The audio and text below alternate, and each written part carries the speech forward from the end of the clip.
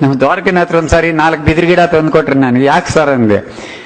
ನಮ್ದು ಜಮೀನು ಇತ್ತು ರೆಡ್ಡಿ ಅವ್ರು 60 ಎಕರೆ, ನಮ್ಮ ಅಣ್ತಮ್ಮದ್ರ ಮಕ್ಳು ಯಾರು ಮಾಡ್ತಿಲ್ಲ, ನನಗೆ ಮಕ್ಳಿಲ್ಲ, ನಾನು ಸತ್ತೋಗಿದ್ದು ಗೊತ್ತರೆ ನಾನು 4 ಗಳ ಕಳಿಸ್ಬಿಡಪ್ಪ, ಕಬ್ಬಣದ ಮೇಲೆ ಒತ್ತು ಬಿಡ್ತಾರೆ ಅಂತ. ಇಂಥ ದುರ್ದೈವದ ಸ್ಥಿತಿಯಲ್ಲಿ ನಮ್ಮ ಕೃಷಿ ದುಡ್ಡು ಅಂತ ಹೋಗಿ ಕಷ್ಟಕ್ಕೆ ಸಿಕ್ಕಾಕೊಂಡಿದ್ದೀವಿ.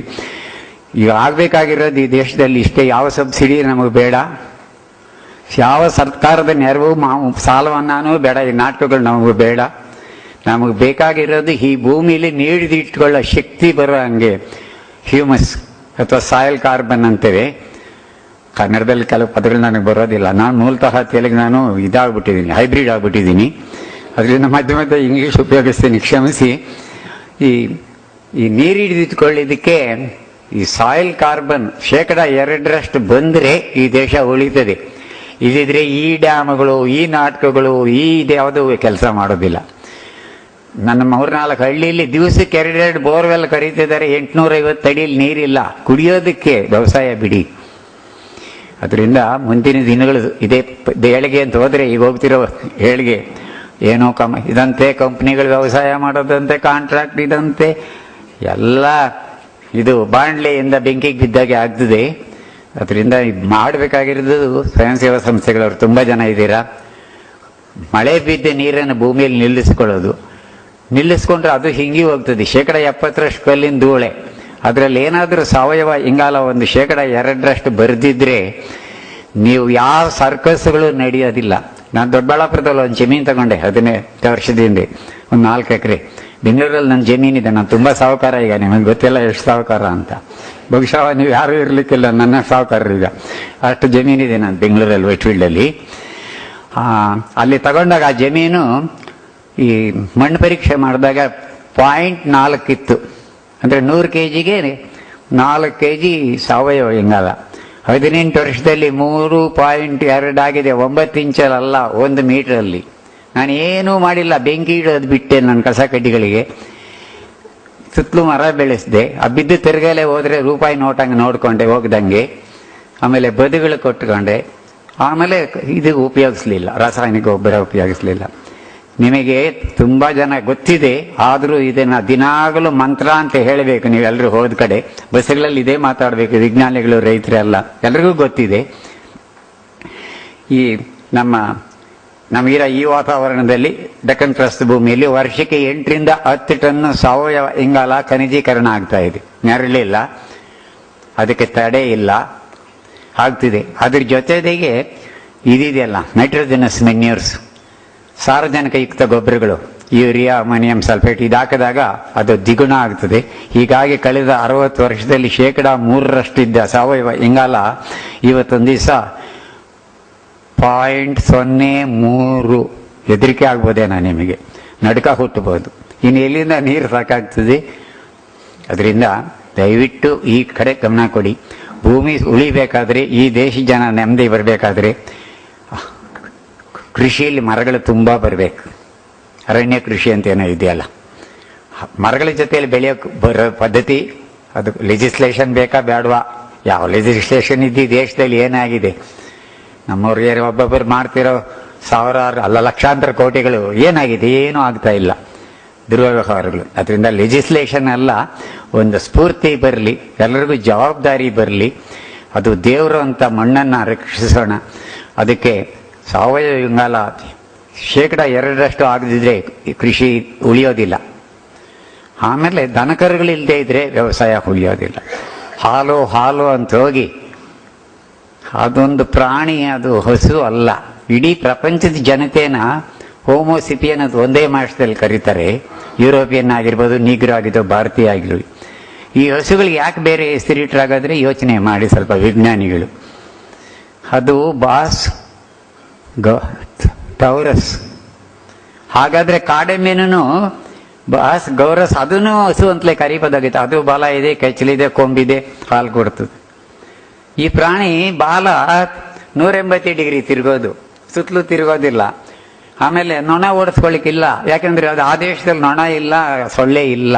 ಅಂತ ಪ್ರಾಣಿ ತಂದು 40 ಡಿಗ್ರಿ ಟೆಂಪ್ರೇಚರ್ ಕಟ್ಟಿಬಿಟ್ಟು ರೈತರನ್ನ ಸಾಲಗಾರ ಮಾಡಾಕ್ಬಿಟ್ರಿ. ನಾನು ಆಂಧ್ರ ಜಿಲ್ಲೆಯಲ್ಲಿ ಸ್ವಲ್ಪ ಕೆಲಸ ಮಾಡ್ತೇನೆ, ಅನಂತಪುರ ಜಿಲ್ಲೆಯಲ್ಲಿ. ಅಲ್ಲಿ 2 ಸಂಸ್ಥೆಗಳಿದೆ. ಒಂದು RDT, ರೂರಲ್ ಡೆವಲಪ್ಮೆಂಟ್ ಟ್ರಸ್ಟ್ ಅಂತ ಒಂದು, ಇನ್ನೊಂದು ಟಿಂಬಕ್ಟು ಅಂತ. ಟಿಂಬಕ್ಟು ಅವರು ನಂದು ಒಂದು 30 ವರ್ಷದ ಸಂಪರ್ಕ ಇದೆ. ಅವ್ರು ಬರೀ ನಾಟಿ ಹಸು ಕೊಟ್ಟರು.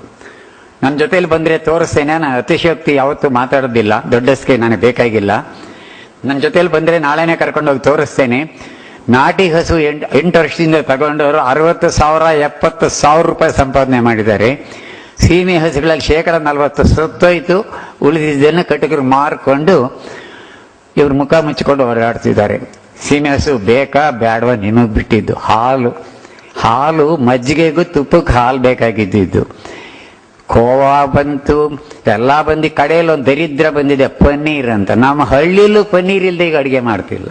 ಅದಕ್ಕಿಂತ ದರಿದ್ರದ ಊಟ ಏನು ಇರ್ಲಿಕ್ಕಿಲ್ಲ, ಬೊಜ್ಜು ಬರಲಿಕ್ಕೆ. ಇದೆಲ್ಲ ಒಂದು ಕಂಕಾಕ್ಟೆಡ್ ಸೈನಾ, ಆರ್ಟ್ ರಿಲೇಟೆಡ್ ಸೈನಾ, ಏನು ಸೈನ್ಸೋ ನನಗಂತೂ ಗೊತ್ತಿಲ್ಲ. ಅಂತೂ ದೇಶನ ಹಾಳು ಮಾಡಲಿಕ್ಕೆ, ಜನರನ್ನ ರೋಗಿಗಳು ಮಾಡಲಿಕ್ಕೆ ಏನೇನು ಬೇಕೋ ಎಲ್ಲ ವಿಜ್ಞಾನಗಳು ನಮ್ಮಲ್ಲಿದೆ. ಅದನ್ನು ನಾವು ತುಂಬ ನಾಗರಿಕರ ಲಕ್ಷಣ ಅಂತ ಒಪ್ಕೊಂಡ್ಬಿಟ್ಟಿದ್ದೀವಿ. ಅದರಿಂದ ನೀವೇನು ಪುಟ್ಗೋಸಿ ಇಟ್ಕೊಂಡು ನಮ್ಮವರಾಗಿ ತೊಗಟೆಗಳು ಮುಚ್ಕೊಂಡು ಓಡಾಡಿ, ನಾನು ಹೇಳಲ್ಲ, ಪಂಚೆ ಕಟ್ಟೋಣ, ಪ್ಯಾಂಟು ಹಾಕಿ, ಟೀ ಶರ್ಟು ಹಾಕಿ. ಆದರೆ ಭೂಮಿ ಕಡೆ ಸ್ವಲ್ಪ ಗಮನ ಇರಲಿ. ನಮ್ಮ ಹಳಬರು ಅಷ್ಟೆಲ್ಲ ಗಾದೆಗಳು ಮಾಡಿಟ್ಟು ಹೋದರು. ಆವಾಗಲೇ ನಾನು ಚಿಕ್ಕ ಹುಡುಗ ಆಗಿದಾಗ ನಮ್ಮ ಅಮ್ಮ ಹೇಳ್ತಿದ್ರು, ನಮ್ಮ ಮನೆಯಲ್ಲಿ ವರ್ಷಕ್ಕೆ 4-5 ದಿವಸ ಅನ್ನ ಮಾಡ್ತಿದ್ದು. ನಾವು ನಾಳೆನೂ ಅನ್ನ ಬೇಕು ಅಂತ ಹಠ ಮಾಡಿದ್ರೆ ಹೇಳು, ಹಿಟ್ಟು ತಿಂದು ಗಟ್ಟಿಯಾದ, ಅನ್ನ ತಿಂದು ಮೆತ್ತಗಾದ ಅಂತ ಗಾದೆಗಳು ಆವಾಗಲೇ ಮಾಡಿಟ್ಟಿದ್ರು. 70 ವರ್ಷದಿಂದ ನಮ್ಮ ಅಮ್ಮ ಹೇಳ್ತಿದ್ರು. ನಾವೇನು ಅಂದರೆ ಅನ್ನ ತಿಂದವರು, ಅದೇ ನಮ್ಮ ಪಾರ್ವತಿ ಕತೆ ಆಗ್ಬಿಡ್ತದೆ. ಹಿಟ್ಟು ತಿಂದವರು ಅನಾಗರಿಕರಂತ ಆಗಿ ಈ ಸ್ಥಿತಿಗೆ ಬಂದಿದ್ದೀವಿ. ನನಗೊಂದು ಗೊತ್ತಾಗದೇ ಇರೋದು ಅಂದರೆ, 2 ಮಳೆ, ಬಿತ್ತನೆಗೊಂದು, ಉಳೋದಕ್ಕೊಂದು, ಬಿತ್ತನೆಗೊಂದು, ಹಾಲು ತುಂಬಲಿಕ್ಕೊಂದು ಬಿದ್ದರೆ ಈ ನವಣೆ ಇದೆಯಲ್ಲ, ಅದು ಎಕರೆಗೆ 5-6 ಕ್ವಿಂಟಲ್ ನಾನು ಬೆಳೆದು ತೋರಿಸ್ತೇನೆ. ಉಳುಮೆಗೊಂದು 2 ಸೆಂಟಿಮೀಟರ್ ಮಳೆ, ಬಿತ್ತನೆ ಮಾಡ್ಲಿಕ್ಕೆ ಒಂದು 2 ಸೆಂಟಿಮೀಟರ್ ಮಳೆ, ಒಂದು 55 ದಿವಸದಲ್ಲಿ ತೆನೆ ಬಂದು ಕಾಲು ಕಚ್ಚೋವಾಗ ಒಂದು ಮಳೆ, 6-8 ಸೆಂಟಿಮೀಟರ್ ಮಳೆ ಬಂದರೆ ನಾನು 6 ಕ್ವಿಂಟಾಲ್ ಬೆಳೆದು ಕೊಡ್ತೇನೆ. ರಸಗೊಬ್ಬರ ಇಲ್ಲ, ಕೀಟನಾಶಕ ಇಲ್ಲ. ನಮಗೆ ಬೇಕಾಗಿರೋದು ಎಲ್ಲ ಒಳಗಡೆಯಿಂದ ತರುವಂಥದ್ದು ವ್ಯವಸ್ಥೆ. ಆ ಬೀಜದ ಕಂಪ್ನಿಗಳು ಒಂದು ಹುನ್ನಾರ ನಡೆಸಿದ್ರು, ರಾಗಿನೇ ತೆಗೆದು ಬಿಡ್ಬೇಕು ಅಂತಿದ್ರು. ಒಂದು 15 ವರ್ಷ ಅದಕ್ಕೊಂದು ವರ್ಕ್ಶಾಪ್ ಮಾಡಿದ್ರು ಬೆಂಗಳೂರಲ್ಲಿ. ರಾಗಿನೇ ತಿನ್ನಬಾರ್ದು, ತೆಗೆದು ಬಿಡ್ಬೇಕು ಅಂತ ಮಾಡಿದ್ರು ಯಾರೋ ಹುನ್ನಾರ. ಅದಕ್ಕೂ ಯಾಗೋ ಅದು ಬಚಾವಾಯಿತು. ಈಗೇನಂದ್ರೆ ನಮ್ಮ ಅದೃಷ್ಟಕ್ಕೋ ನಮ್ಮ ಪುಣ್ಯಕ್ಕೋ ನಾವು ರಾಗಿ ತಿಂದವರು ದೊಡ್ಡ ಮನುಷ್ಯ ಆಗೋವಂಥ ಕಾಲ ಬಂದಿದೆ. ಹೋಟ್ಲಲ್ಲೂ ರಾಗಿ ರೊಟ್ಟಿ ಸಿಗ್ತದೆ, ರಾಗಿ ಮುದ್ದೆ ಸಿಗ್ತದೆ. ಅದರಿಂದ ಇದೆಲ್ಲ ತಿರುಗಿ ಬರ್ತಲೇ. ಅದರಿಂದ ಯಾರೂ ಬಡವರು ಆಗಬೇಕಾಗಿಲ್ಲ. ಬಡವರು ಆಗೋದು ಯಾವಾಗ ಅಂದರೆ, ನಮ್ಮ ಆಸೆಗಿಂತ ಆಚೆಗೆ ಕಾಲು ಬಿಡ್ತೀವಿ. ನಾನು 7 ರೂಪಾಯಿ ಸಂಬಳ ತಗೊಂಡು ಒಂದು ತಿಂಗಳಿಗೆ. ನನಗೆ 50 ಕೋಟಿ ರೂಪಾಯಿ ಜಮೀನು ಬೆಂಗಳೂರಲ್ಲಿದೆ, ವೈಟ್ಫೀಲ್ಡಲ್ಲಿ. ಬಂದರೆ ತೋರಿಸ್ತೇನೆ. 50 ಕೋಟಿ ರೂಪಾಯಿ ಜಮೀನು. ಅದು ನನ್ನ ಸ್ನೇಹಿತರೊಬ್ಬರು ಮೊನ್ನೆ ಹೇಳ್ತಾರೆ, ರೆಡಿಯಾರ್ ಅದರಲ್ಲಿ ಬಿಲ್ಡಿಂಗ್ ಕಟ್ಬಿಟ್ಟು ನಿಮ್ಗೆ ಲಾಗೆ ತುಂಬಿಸ್ಕೊಡ್ತೀನಿ, ದುಡ್ಡು ಮಾರಬೇಡಿ ಅಂತ. ಇವಾಗ ಇದಕ್ಕೆ ಏನು ಮಾಡ್ತಾರೆ ಮೊಮ್ಮಕ್ಕಳು ಅಷ್ಟು ದುಡ್ಡು ತಗೊಂಡು ಅಂತ. ಒಂದು 500 ಎಕರೆ ಕಾಡು ಮಾಡಬೇಕು ಅಂತ ಆಸೆ ಇದೆ. ಈ ಕಳ್ಳರೆಲ್ಲ ಕಾಡು ಕಡಿದು ಕಾಫಿ ತೋಟಗಳು ಮಾಡ್ಕೊಂಡಿದ್ದಾರೆ. ನಾನೊಂದು 500 ಎಕರೆ ಕಾಡು ಮಾಡಿಬಿಟ್ಟು ಒಂದು ಟ್ರಸ್ಟ್ ಮಾಡಿ ಕೊಟ್ಬಿಡೋಣ ಅಂತ ಒಂದು ಆಸೆ ಇದೆ. ಇನ್ನೇನು ಆಸೆನೇ ಇಲ್ಲ ನನಗೆ ಜೀವನದಲ್ಲಿ. ಅದರಿಂದ ನಮ್ಮ ಆಹಾರ ಪದ್ಧತಿಗಳು ನಾವು ಬದಲಾಯಿಸಬೇಕು. ಈ ಟಾಪಿಯೋಕಾಯಿ ಇದೆಯಲ್ಲ, ಮರಗೆಣಸು, ಕಣ್ಣೂರು ಎಕ್ಸಿಬಿಷನ್ನಲ್ಲಿ ಇಟ್ಟಿದ್ರು. 76 kg ಇದ್ದು ಒಂದು ಬುಡ. ಆನೆ ಕಾಲಿದೆಯಲ್ಲ, ಸುವರ್ಣಗೆಡ್ಡೆ 36 kg ಇದು. ನನ್ನ ತೋಟದಲ್ಲಿ ಇನ್ನೂ ಇದೆ, ನೆನ್ನೆ ಮೊಳಕೆ ಬಂದಿದೆ. ಏನು ಮಳೆಗಾಲ ಬರ್ತದೆ, ಮೊಳಕೆ ಬಂದ್ಬಿಟ್ಟಿದೆ. ಅದು ಇದು ಡಯಾಸ್ಕೋರಿಯಾ ಅಂತ, ಹಾಲ್ಗೆಣಸು ಅಂತ. 28 kg ಇದು. ಯಾರಾದ್ರೂ ಬಂದು ನಾಳೆ ತೋರಿಸ್ಬೋದು. ಇಲ್ಲಿದ್ರೆ ಅದು ಹಚ್ಚಿಬಿಟ್ಟು ನೆಟ್ಟುಬಿಡ್ತಾರೆ. ಇಂಥ ಗೆಡ್ಡೆಗಳು ಬಿತ್ತನೆ ಬೇಕಾಗಿಲ್ಲ, ಪಾದರಸ ಬೇಕಾಗಿಲ್ಲ, ರುಡೋಮಿಲ್ ಬೇಕಾಗಿಲ್ಲ, ಬ್ಯಾಂಕಿನ ಲೋನು ಬೇಕಾಗಿಲ್ಲ, ಸಬ್ಸಿಡಿನೂ ಬೇಕಾಗಿಲ್ಲ, ಸಾಲ ಮನ್ನಾ ಬೇಕಾಗಿಲ್ಲ. ಒಂದು ಚಿಕ್ಕ ಗೆಡ್ಡೆ ಭೂಮಿಲಿ ಬಿಟ್ಟು ಬಂದರೆ ಆ ಭೂಮಿ ತಾಯಿ 15-20 kg ಗೆಡ್ಡೆಗಳು ಕೊಡ್ತದೆ. ನಾನು ಮನೆಯಲ್ಲಿ ಪಲ್ಯ ಮಾಡಿದ್ರು, ನಾನು ಬರೀ ಅದೇ ಕೊಟ್ಬಿಡಮ್ಮವ, ಅನ್ನನೂ ಬೇಡ ಮುದ್ದೆನೂ ಬೇಡ ಅಂದೆ. ಅಷ್ಟು ಚೆನ್ನಾಗಿತ್ತು ಆ ಪಲ್ಯ. ಅದ್ರದ್ದು ಹಾಲ್ಗೆಣಸಿಂದು. ನಮಗಿದೆಲ್ಲ ಆಹಾರ ಅಲ್ಲ. ನಮಗೆ ಆ ದರಿದ್ರ ಬರ್ಜರು ಇನ್ನೇನೋ ಒಂದು ಬಂದಿದೆಯಲ್ಲ, ಮನೆ ಕಳಿಸ್ತಾರಲ್ಲ ಹೋಮ್ ಡೆಲಿವರಿಗೆ. ಯಾರೋ ಹೇಳ್ತಿದ್ರು, ರೆಡಿಯವ್ರೆ ನಿಮ್ಮ ನಾಯಿ ತಿನ್ನೋದಿಲ್ಲ, ಅದ್ರ ಹೆಸರ ಕೇಳ್ತೀರಾ ಅಂತ. ಅದು ದೊಡ್ಡ ಗೌರವದ ಸಂಕೇತ. ಅದು ಹೋಮ್ ಡೆಲಿವರಿ ಅಂತೆ. 150 ರೂಪಾಯಿ ಕೊಟ್ಟುಬಿಟ್ರೆ ಬಿಸಿ ನಿಮ್ಮ ಮನೆಗೆ ತಂದು ಕೊಡ್ತಾರಂತೆ. ಮನೆ ಒಂದು ಹೋಟ್ಲ್ ಮುಂದೆ ಹೋಗ್ತಿದ್ದೆ, 70 ಮೋಟರ್ ಸೈಕಲ್ಗಳಿದ್ರು ಹೋಮ್ ಡೆಲಿವರಿದು. ನಿಮ್ಮ ದುಡ್ಡೆಲ್ಲ ಎಷ್ಟು ಮಾಡಬಾರ್ದು ಪಾಪ ಎಲ್ಲ ಮಾಡಿ ಸಂಪಾದನೆ ಮಾಡಿ ಆ ದರಿದ್ರದವರು ಕೊಟ್ಟು ಈ ದೇಶಕ್ಕೆ ಅಗೌರವ ಕೊಡ್ತಿದ್ದೀರಾ. ಇದರೆಲ್ಲ ನಾವೆಲ್ಲ ಪಾಲ್ದಾರರು ತಲೆ ತೆಗೆಸ್ಕೋಬೇಕು. ದಯವಿಟ್ಟು ಎಚ್ಚರಿಕೆ ಆಗಿರಿ. ಅದರಿಂದ ನಾನು ಕೆಟ್ಟದಾಗಿ ಮಾತಾಡ್ತಿದ್ದೇನೆ ಗೊತ್ತಿಲ್ಲ, ನಾನು ಕರುಳು ಬೆಂದೋಗ್ಬಿಟ್ಟಿದೆ, ಆ ನೋವಿಂದ ಮಾತಾಡ್ತೇನೆ, ನಾನು ಕ್ಷಮಿಸಿ. ನೀವೇನಾದರೂ ತಿರುಗಿ ಈ ಸರ್ಕಾರಕ್ಕೆ, ನಾವು ವಿಜ್ಞಾನಿಗಳಿಗೆ ಏನಾದರೂ ಒಳ್ಳೇದು ಮಾಡಬೇಕು ಅಂತ ದೇಶಕ್ಕಿದ್ರೆ ಈ ತೃಣಧಾನ್ಯಗಳಿಗೆ ಹೋಗಬೇಕು.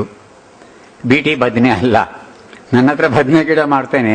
ಈ ಸುಂಡೆಕಾಯಿ ಗಿಡ ಇದೆಯಲ್ಲ, 18 ಜಾತಿ ಬದನೆಕಾಯಿ ಇದೆ ಒಂದು ಗಿಡದಲ್ಲಿ. ನಂದು 8 ವರ್ಷದಿಂದ ಕಾಯಿ ಬಿಡ್ತಾನೆ ಇದೆ, ವಾರಕ್ಕೊಂದು 2 kg. ನನ್ನ ಹತ್ರ 18 ಗಿಡ ಮಾಡಿದ್ದೀನಿ, 2 ಅಂಗಡಿ ಕೊಡ್ತಾ ಇದ್ದೀನಿ, 3 kg ವಾರಕ್ಕೆ. 18 ಗಿಡ ಇದೆ, ಹೊಸದಾಗಿ ಮಾಡಿದ್ವಿ.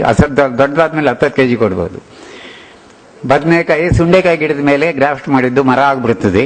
ಅದಕ್ಕೆ ಏನೂ ಖರ್ಚಿಲ್ಲ, ಪ್ಲಾಸ್ಟಿಕ್ ಪೇಪರ್ ಎಲ್ಲಿ ಬೇಕಾದ್ರೂ ಸಿಗ್ತದೆ, ಒಂದು ಹಳೆ ಬ್ಲೇಡ್ ಇದ್ರೆ ಸಾಕು, ಒಂದು ಬದನೆ ಕಡ್ಡಿ ಇಷ್ಟುದ್ದು ಕಟ್ಕೊಂಡು ಮಾಡಿದೆ. ಆಮೇಲೆ ಇನ್ಯಾವುದಾದ್ರೂ ಊರಿಗೆ ಹೋದಾಗ ಇನ್ನೊಂದು ಬಿಳಿದೋ ಕೆಂಪುದೋ ಚುಕ್ಕೆದೋ ಸಿಕ್ಕಿದ್ರೆ ಆ ಕಡ್ಡಿ ಕತ್ತರಿಸೋ ಒಂದು ಗ್ರಾಫ್ಟ್ ಮಾಡಿದ್ರೆ ಇನ್ನೊಂದು ಕೊಂಬೆಲಿ ಇನ್ನೊಂದು. ನಿಮಗೆ ಪಲಾವ್ ಬೇಕಾ, ವಾಂಗಿಭಾತಕ್ಕೆ ಬೇಕಾ, ಬಜ್ಜಿಗೆ ಬೇಕಾ, ಇನ್ನೇನೋ ಇದೆಲ್ಲ ಎಣ್ಗಾಯಿಗೆ ಬೇಕಾ, ಎಲ್ಲ ಬದನೆಕಾಯಿ ಒಂದೇ ಗಿಡದಲ್ಲಿ ಬೆಳ್ಕೋಬಹುದು. ಇನ್ನೂ ತಮಾಷೆ ಅಂದರೆ ಅದರಲ್ಲೇ ಟೊಮೆಟೊ ಮೆಣಸಿನಕಾಯಿನೂ ಬೆಳ್ಕೋಬಹುದು. ಸೋಲನೇಸಿ ಫ್ಯಾಮಿಲಿ. ಈ ತಾಳ್ಮೆ ಬೇಕು, ಆಸಕ್ತಿ ಬೇಕು, ಗೌರವದಿಂದ ಬದುಕಬೇಕು ಅನ್ನೋದು ಬರಬೇಕು. ಅದು ಬಿಟ್ಟು ಇನ್ನೇನೇನು ಮಾಡಿದ್ರೂ ಈ ದೇಶ ಉದ್ಧಾರ ಆಗೋದಿಲ್ಲ. ಮಾನ ಮರ್ಯಾದೆ ಬಿಟ್ಟು ಸೋ ವಾಟ್, ಯಾರಾದ್ರೂ ಮಾತಾಡ್ತಿದ್ರೆ ನಾಚಿಕೆ ಮರ್ಯಾದೆ ಅನ್ನೋ ಪ್ರಶ್ನೆ ಇಲ್ಲ. So what, everybody is like that. ಆ ಇಲಿ ಇದೆ, ನಾಯಿ ಇದೆ, ಹಂದಿ ಇದೆ, ಅದು ಹುಟ್ಟುತ್ತದೆ, ಮಕ್ಕಳು ಮಾಡ್ತದೆ, ಸಾಯ್ತದೆ. ನೀವು ಮನುಷ್ಯ ಜನ್ಮ ಅಂತ ಎತ್ತಿ ಸೋ ವಾಟ್ ಅಂತ ಹೇಳೋಕೆ ನಮಗೆ ನಾಚಿಕೆ ಆಗಬಾರ್ದ? ಅದರಿಂದ ದಯವಿಟ್ಟು ಸ್ವಲ್ಪ ದುಡಿಮೆ, ಪ್ರಾಮಾಣಿಕ ಜೀವನ ನಡೆಸೋ ಜನರನ್ನ ಗೌರವದಿಂದ ನೋಡೋದು ಕಲೀರಿ. ದೇಶ ಉದ್ದಾಗ್ತದೆ. ಬೇರೆ ಯಾವ ಮಾರ್ಪಾಡು ತಂದ್ರೂ ನನಗೆ ನಂಬಿಕೆ ಇಲ್ಲ ದೇಶ ಉದ್ಧಾರ ಆಗೋದು. ದುಡಿಮೆ. 78 ವರ್ಷ ನನಗೆ. ನನ್ನ ಕೈ ಸ್ವಲ್ಪ ಎಲ್ಲರೂ ಮುಟ್ಟಿ ಹೋಗಿ, ಆಮೇಲೆ ನಿಮಗೆ ಗೊತ್ತಾಗ್ತದೆ ಇವನು ರೀಲ್ ಬಿಡ್ತಾನ ರೋಲ್ ಮಾಡ್ಲಾ ಅಂತ ಗೊತ್ತಾಗ್ತದೆ. ಅದರಿಂದ ನಾನು ಈ ಅವಕಾಶ ಕೊಟ್ಟಿದ್ದಕ್ಕೆ ನಿಮ್ಗೇನಾದ್ರೂ ನೋವಾಗ ಮಾತಾಡಿದ್ರೆ ಕ್ಷಮಿಸಿಬಿಡಿ. ನಿಮ್ಮ ನೋವಲ್ಲ, ನನ್ನ ಹೊಟ್ಟೆ ಕರಳು ಬೆಂದೋಗ್ಬಿಟ್ಟು ಆ ನೋವಿಂದ ನಾನು ಮಾತಾಡಿದಷ್ಟೇ. ನಿಮ್ಗೆ ಯಾರಿಗೂ ಅವಮಾನ ಉದ್ದೇಶ ನನಗಿಲ್ಲ. ಈ ಅವಕಾಶ ಕೊಟ್ಟಿದ್ದಕ್ಕೆ ನನಗೆ ತುಂಬ ಸಂತೋಷ. ಆಮೇಲೆ ನಮ್ಮ ಟ್ರೈನಿಂಗ್ ಇನ್ಸ್ಟಿಟ್ಯೂಟ್ಗಳು ಏನು ಮಾಡ್ತಾ ಇದೆ ದಗಳಬಾಜಿತನಗಳು. ಏನೇನು ಹೆಸರುಗಳು ಇಡ್ತಾರೆ. ಏರೋಬಿಕ್ ಪ್ಯಾಡಿ ಕಲ್ಟಿವೇಶನ್ ಅಂತ ಯಾರೋ ಪುಣ್ಯಾಕ ಮಾಡಿದರು ಅಂತ ಅವ್ರ ಹೆಸರಿಡೋದಕ್ಕೆ ಇವ್ರಿಗೆ ನಾಚಿಕೆ. ಇವರು ಕಿರೀಟದಲ್ಲಿ ಗರಿಗಳು ಸಿಕ್ಕಿಸ್ಕೊಂಡು ಎಲ್ಲರೂ ನೀವು ನಗ್ತೀರಾ, ಚಪ್ಪಾಳೆ ತಟ್ತೀರಾ ಅಂತ ಗೊತ್ತು. ಆಗ ಧೈರ್ಯ ಮಾಡಿ ಬಂದೆ. ಈ ಅವಕಾಶ ಕೊಟ್ಟಿದ್ದಕ್ಕೆ, ನನ್ನ ಮಾತನ್ನು ಸಹನೆಯಿಂದ ಕೇಳಿದ್ದಕ್ಕೆ ನಿಮ್ಗೆಲ್ಲರಿಗೂ